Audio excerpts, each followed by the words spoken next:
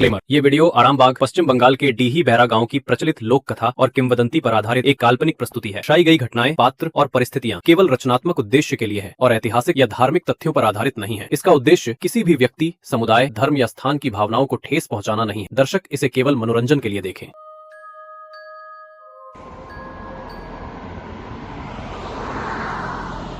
हाँ, मैं आरामबाग पहुंच गया हूँ। बस अभी आरामबाग क्रॉस किया मैंने। अभी लोकेशन में आ जाइए, उधर ही मिलते हैं हम लोग। ओह शिट, ये क्या हो गया मेरे से? माँ जी क्या आप ठीक है? आंखें खोलिए माँ जी। माँ जी क्या आप ठीक है? बेटा, मैं तो ठीक हूँ, पर जो तुम करने जा रहे हो वो ठीक नहीं है। चले जाओ यहाँ से, इसी में ही तुम्हारी और गांव वालों की भलाई है। क्या मतलब है इसका? चले जाओ यहाँ से, चले जाओ। जाना है यहाँ से, कुछ है यहाँ, कुछ अपशगुन होने वाला है। आइए, मैं आपको छोड़ देता हूँ। चले जाओ यहाँ से, चले जाओ। हाँ, रास्ते में हो सर, और 2 मिनट। ये माँ जी कहाँ चली गई?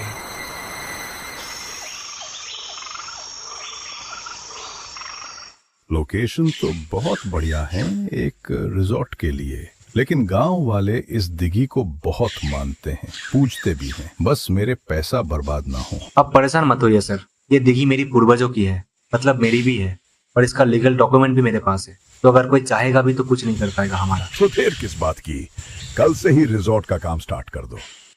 तुम लोग यहाँ क्या कर रहे हो?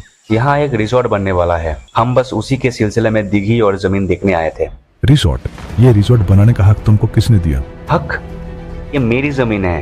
ये दिघी ये मेरे पूर्वज रंजित राय का है। ओह, तो तुम रंजित राय बाबू के वंशज हो। बाबू ने हमारे गांव के लिए बहुत कुछ किया था, उन्होंने ही ये दिघी खुदवाई थी। हाँ, और ये अब मेरी विरासत है। नहीं, यह तुम्हारा नहीं है। यह दिघी रंजित राय ने अपने लिए नहीं बनवाई, यह इस आरामबाग के लिए है। तुम्हें नहीं पता, इस दिघी में हमारी देवी बसती है, ये हमारे गांव का जीवन है।